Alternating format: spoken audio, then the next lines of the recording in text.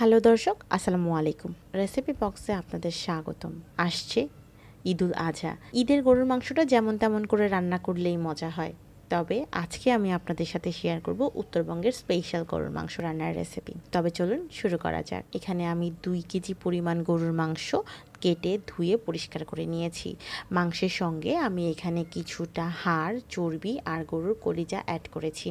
ঠিক যেমনটা কোরবানির মাংসে মিক্সড থাকে, ঠিক সেরকম। মাংস রান্না করতে আমার যা যা উপকরণ লাগছে সেগুলো আমি এক এক করে পরিমাণ সহ আপনাদেরকে দেখিয়ে দিচ্ছি। এখানে আছে 1.5 টেবিল চামচ আদা বাটা, 1 টেবিল চামচ রসুন বাটা, 1.5 টেবিল চামচ জিরা বাটা, 2 চা চামচ মরিচটা আসলে যে যেমনটা খায় তার ঝালের ওপর পরিমাণটা নির্ভর করবে। এর সাথে নিয়েছি 1 চা চামচ হলুদ, আর সাথে আছে লবণটা পরিমাণ মতো আপনারা যোগ করবেন। আর এর সাথে নিয়েছি 1.5 কাপ পরিমাণ পেঁয়াজ কুচি। এই মাংস রান্না করতে এই উপকরণগুলোর পাশাপাশি আরও কিছু উপকরণ লাগবে, সেগুলোও আপনাদের সাথে শেয়ার করছি। এখানে আমি কিছু দেশি আস্ত রসুন নিয়েছি। যেহেতু আমি এখানে দেশি আস্ত রসুনটা ব্যবহার করব, তার জন্য আমি রসুন বাটাটা কম পরিমাণে নিয়েছি। উত্তরবঙ্গে গরুর মাংসে আস্ত রসুনটা ব্যবহার করা হয়। আমার আরও কিছু উপকরণ লাগছে। এখানে আছে তেজপাতা 2টা, 3টা কালো এলাচ, এটা কিছুটা থেতলে নিয়েছি। এর সাথে আমি যোগ করেছি 6টা এলাচ, দারচিনি, লবঙ্গ, গোলমরিচ আর শুকনো মরিচ। দেশি রসুন আর শুকনো মরিচ, এই 2টা জিনিস কিন্তু আপনার রান্নার টেস্ট অসাধারণ করতে সাহায্য করবে। এবার এক এক করে সবগুলো উপকরণ দেখানো শেষ, আমি এবার রান্নার প্রসেসিংয়ে চলে যাচ্ছি। আমি মাঝারি আকারের একটা হাঁড়িতে মাংস, পেঁয়াজ এবং এক এক করে সবগুলো উপকরণ এখন যোগ করব। এবার সমস্ত উপকরণগুলো মাংসের সঙ্গে মিশিয়ে নিতে হবে এক এক করে। মাংস রান্নার টেস্ট আসলে অনেকটাই নির্ভর করে মাংস রান্না আর এটাকে ঠিক কতক্ষণ সময় নিয়ে আপনি রেখেছেন বা ম্যারিনেশনে রেখেছেন। 10 মিনিটের মতো সময় নিয়ে আমি বেশ ভালো করে মাংসটা মেখে নিব। সেই সাথে এটাকে 15 থেকে 20 মিনিটের জন্য আমি রেস্টে রাখবো। 15 থেকে 20 মিনিট পর মাংসটাকে রেস্টে রেখে এবার আমি চুলায় এটাকে বসিয়ে দিব। আর সেই সাথে হচ্ছে অল্প একটু পানি যোগ করব। এই পর্যায়ে চুলার আঁচটা থাকবে মিডিয়াম থেকে লো।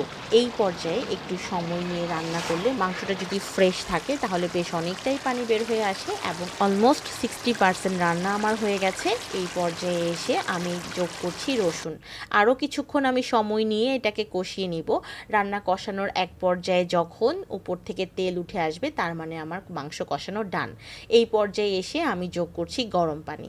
এই পর্যায়ে ঠান্ডা পানি যোগ না করে গরম পানি যোগ করাটাই ভালো, কারণ ঠান্ডা পানি যোগ করলে মাংসর টেস্ট অনেক সময় নষ্ট হয়ে আসে আর সেই সাথে মাংসটাও একটু শক্ত হয়ে যায়। বাকি 40% মাংস সেদ্ধ হতে আর সেই সাথে হচ্ছে আমার যে পরিমাণ ঝোল প্রয়োজন তার উপর নির্ভর করে আমি পানিটা যোগ করেছি। এখানে আরও বেশ কিছুক্ষণ ঢেকে রান্না করে নেওয়ার পর আমার মাংস কিন্তু রান্না হয়ে গেছে। উপর থেকে তেল উঠে এসেছে আর সেই সাথে মাংসও কিন্তু 100% কুক হয়ে গেছে। এই পর্যায়ে এসে আমি 1 চা চামচ পরিমাণ টালা জিরা গুঁড়া অ্যাড করব। এইটাও কিন্তু উত্তরবঙ্গের মাংসের স্পেশালিটি, কারণ উত্তরবঙ্গের স্পেশাল গরুর মাংসতে তারা 3টা জিনিস ব্যবহার করে। একটা হচ্ছে রসুন, শুকনো মরিচ আর হচ্ছে জিরা গুঁড়া, টালা জিরা গুঁড়া। বেশ কিছুক্ষণ দমে রাখার পর আমার মাংস রান্না কিন্তু ডান। এই মাংসটা দিয়ে পরোটা খেতে, ভাতের সাথে খেতে অসাধারণ লাগে। আপনারা চাইলে ট্রাই করতে পারেন। সেই সাথে আস্ত রসুনটা, এই রসুনটা কিন্তু গলে যাবে না, ঠিক তেমনি এই রসুনটা থেকে আচারি একটা ফ্লেভার আসবে। আশা করছি আমার আজকের রেসিপি আপনাদের ভালো লেগেছে। নতুন গৃহিণীদের জন্য একদম সহজভাবে দেখাতে পেরেছি। আজকের মতো তবে বিদায় নিচ্ছি। আল্লাহ হাফেজ।